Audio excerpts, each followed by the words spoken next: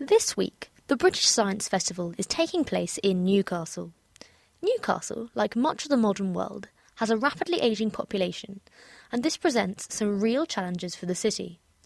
Peter Gore, Professor of Practice for Ageing and Vitality at Newcastle University, has been involved in an exciting new project which uses real people in a simulation to study how we might overcome some of these problems. I'm Priya Crosby, and I caught up with Peter to ask him to explain how this approach could change how we cope with ageing. So what's behind this simulation is that although we could all age reasonably similarly, actually there are huge disparities in how well people age, and we measure that by when they get an onset of limiting long-term conditions. So we're not looking at life expectancy, there's variation in that too, but we're looking at how the best age and how the worst age. And some of that is socio-economic, lots of social science behind this, but it's also biomechanical, so the things that we do, the choices that we make. It's not just our environment, it's not just genetics, and therefore this is about exploring how we can influence the choices that people make so they age better. And how large is this gap in healthy life expectancy between people in Newcastle?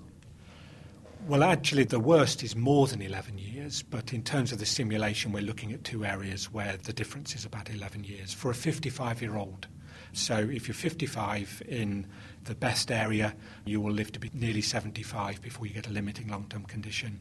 If you're in the worst area, that'll be 63. There's an absolutely huge gap. So can you describe what your approach is to trying to find ways to reduce the size of this gap in healthy life expectancy?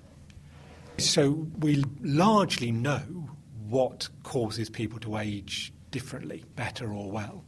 The issue is not what do people need to do, but how do you influence people so that they can do those things. And it's not just about people making choices, it's also about the choices that they're enabled to make.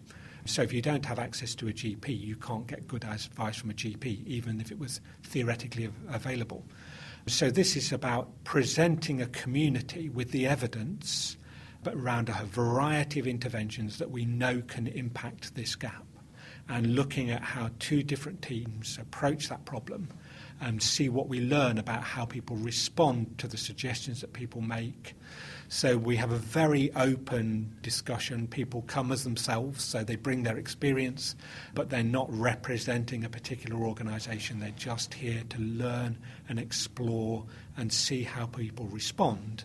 And we can then model what they propose, and then we put that into a model and look to see which team was able to have the most impact on that 11-year gap. What exactly was your inspiration for this simulation? What triggered you to use this kind of approach to look at what is effectively a policy matter? Well, it is partly policy, but it's also how we react to that policy, specifically around ageing. The first question is, can we change public behaviour and move people more towards prevention? The second thing really was, do we have the evidence? So we tried to pick something specific, which was 55-year-olds, because we have the stats and we felt that they were near enough retirement to care what it looked like and far enough away to still be able to change and influence what their retirement might be like. And then it was, well, how do we understand how people would deploy evidence in a community? And that's where the simulation methodology was drawn in. And can you, for those of us who aren't familiar with exactly how the simulation works, just describe exactly what's going to happen at the end of this month? We will brief two teams and audience, from lay people to experts, on what are the main diseases, things like COPD, heart disease, mental health, type 2 diabetes, that impact this 11-year difference for 55-year-olds. We will then explain to them what the risk factors are that will cause people to get COPD or whatever, things like smoking and so on. And then we will introduce them to a whole range of interventions in four main groups, from environment through to a personal, things that people can do. And teams will pick and decide the interventions that they want to have a go with. but they will have all of that evidence presented to them. They then go away into their own rooms where everybody else can watch what they're doing, but they can't see what anybody else is doing. Sort of big brother, if you like. They can explore what they think will be the best strategy. And of course they're competing, and it does, once people get into it, it does get quite personal in terms of, we want to win here. And that's important because it creates a certain tension. And then at various stages during the sort of day and a half-ish, they will then come and say, well, this is our strategy. They can then ask for views. We've got audience who can vote and give their view on how they would respond to something like that. And then they go off and refine their strategy, have another move, and eventually they make a total of 4 moves. And we model what happens as a result of what they say they're going to do, so that we have some idea how much impact they're going to have on that gap. And at the end of the day, we say, Team A achieved this, Team B achieved this, and we explore why and what we learnt out of that. When you say a move, what exactly can people do within a move in the game?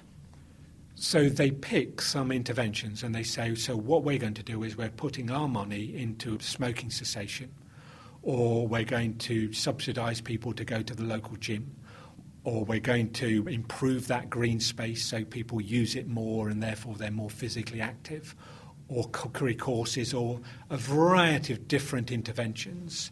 And people have to look at that, weigh that up, and then they say, OK, these are the things that we're going to put our money into. And obviously, if you've got one that's very expensive but doesn't produce much in terms of health outcomes, then you're going to consume a lot of money, so you're going to have to find that from somewhere else.